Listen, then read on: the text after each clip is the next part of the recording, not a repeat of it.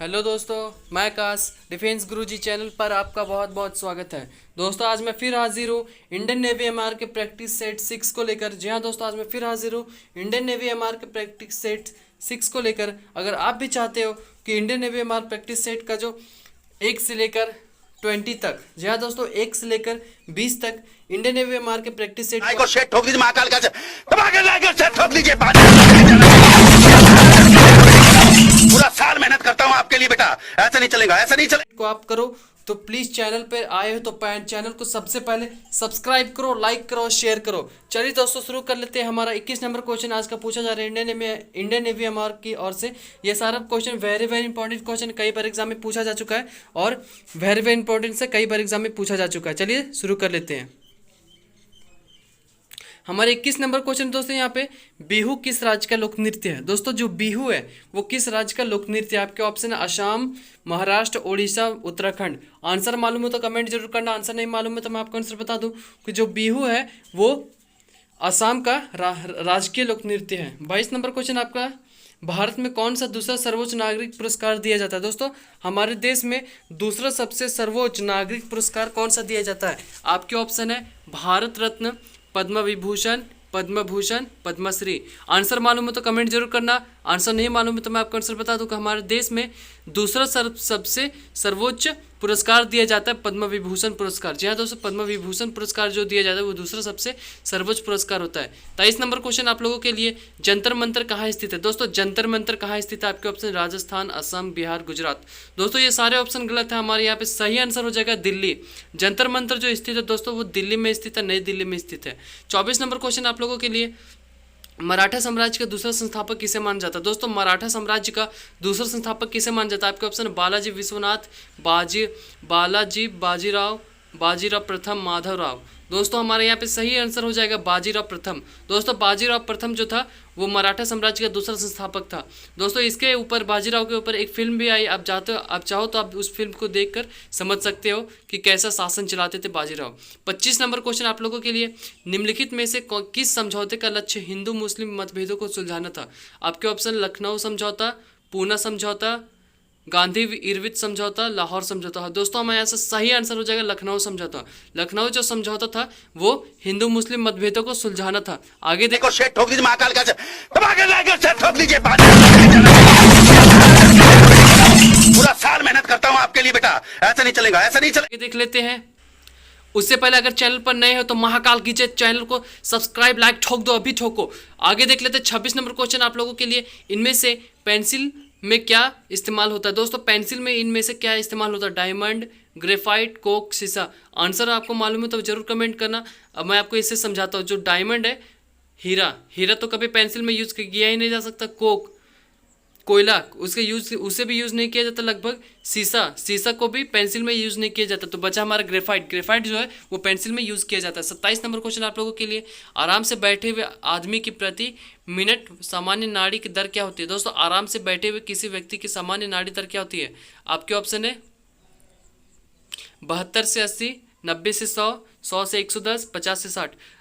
हमारे यहाँ से सही आंसर हो जाएगा 72 से 100, 72 से 80, सॉरी दोस्तों 72 से 80 जो है वो हमारे यहाँ से सही आंसर हो जाएगा। सामान्य व्यक्ति जो आराम से बैठा है उसका प्रति नाड़ी दर होगा 72 से 80।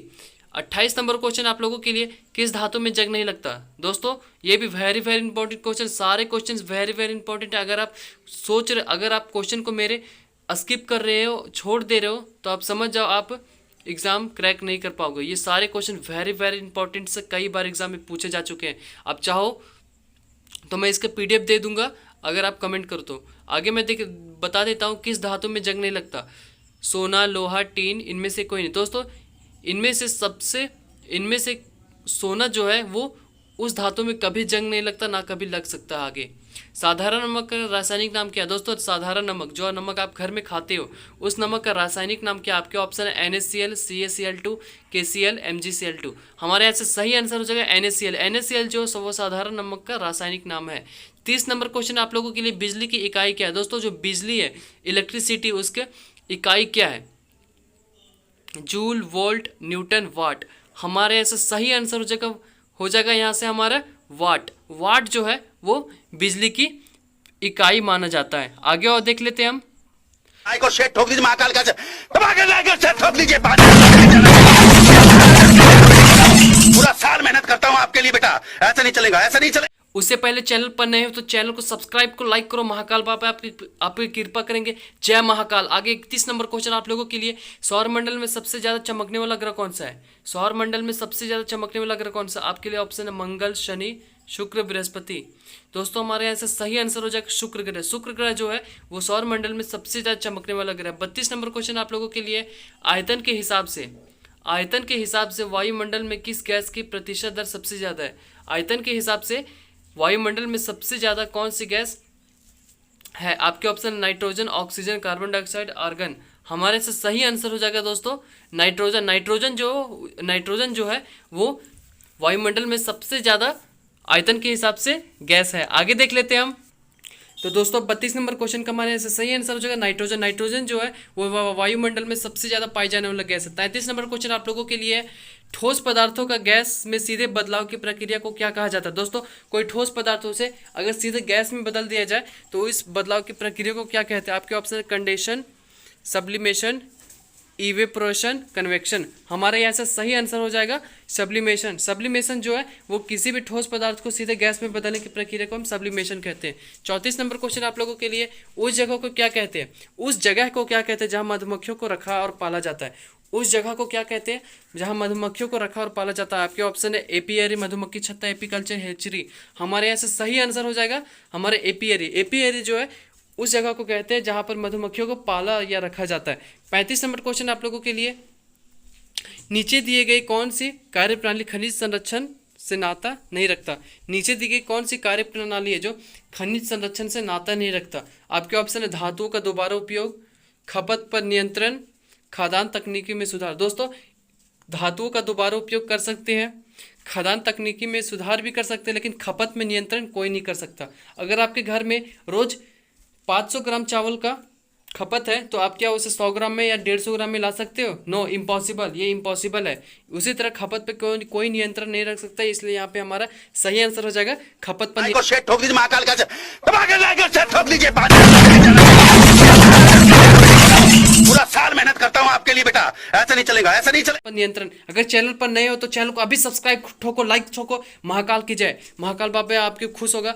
चैनल को सब्सक्राइब करो, लाइक करो। 36 नंबर क्वेश्चन आप लोगों के लिए, बॉक्साइट खनिज में कौन सी धातु प्राप्त होती है? दोस्तों जो बॉक्साइट खनिज होता है उसमें कौन सी धातु प्राप्त होती है? आपके ऑप्शन है लोहा, एल्युमिनियम, कॉपर, सीसा। हमारे यहाँ से सही आंसर हो जाएगा लोहा। लोहा जो है वो बॉक्साइट खनिज में पाया जाता है। 37 नंबर क्वेश्चन आप लोगों के लिए, नीचे लिखे हुए कारणों में से कौन जंगलों की बर्बादी के लिए जिम्मेदार नहीं है? दोस्तों इन सारे कारणों में से कौन सा वो कारण है जो जंगलों की बर्बादी के लिए जिम्मेदार नहीं है? आपके ऑप्शन है डिफोरेस्टेशन, बीमारियों तथा कीट, अम्ल वर्षा। इनमें से कोई नहीं। हमारे यहाँ से सही आंसर हो जाएगा बीमारियाँ तथा कीट। बीमारी तथा कीट जो है वो जंगलों की बर्बादी के लिए जिम्मेदार नहीं है। 38 नंबर क्वेश्चन आप लोगों के लिए, आंखों का रंग किसके कारण होता है? दोस्तों जो आंखों का रंग होता है वो किसके कारण होता है? आपके ऑप्शन है स्क्लेरा, कॉर्निया, आइरिस, प्यूपिल। हमारे यहाँ से सही आंसर हो जाएगा आइरिस। आइरिस जो है उसी के कारण आंखों का रंग होता है। 39 नंबर क्वेश्चन आप लोगों के लिए, जब एक चार्ज पास रखी वस्तु पर अपने से उलट वैद्युत चार्ज पैदा कर देता तो उसे चार्जन कहते हैं। कौन सा चार्जन कहते हैं? जब एक चार्ज पास रखी वस्तु पर अपने उलट विद्युत पैदा कर देती है तो उसे क्या कहते हैं? कौन सा चार्जन कहते हैं? आपके option conduction, induction, friction, convection. यहाँ से हमारा सही आंसर हो जाएगा कन्वेक्शन। 4th नंबर जो ऑप्शन है वो हमारे से सही आंसर हो जाएगा कन्वेक्शन। कन्वेक्शन जो है उसी को हम कन्वेक्शन चार्जर कहते हैं, जब अपने से उलट विद्युत पैदा कर देते। 40 नंबर और लास्ट क्वेश्चन आप लोगों के लिए, ध्वनि की गति किस माध्यम से सबसे तेज होती है? दोस्तों जो ध्वनि की गति होती है वो किस माध्यम द्वारा सबसे तेज द्वारा फैलती है? आपके ऑप्शन है ठोस, वायु, द्रव्य, निर्वात। हमारे यहाँ से सही आंसर हो जाएगा ठोस। ठोस से जो ध्वनि होती है, आवाज होती है, वो सबसे ज्यादा सबसे तेज फैलती है। दोस्तों जाते जाते को शेट ठोक दीजिए महाकाल का दबा के लाके शेट ठोक दीजिए पूरा साल मेहनत करता हूँ आपके लिए बेटा ऐसा नहीं चलेगा ऐसा नहीं चलेगा। सभी को जय हिंद। चैनल को जरूर से जरूर सब्सक्राइब करना। सब्सक्राइब करोगे तो हमारा मोटिवेशन बढ़ेगा और महाकाल बाबा भी खुश होंगे। जय महाकाल।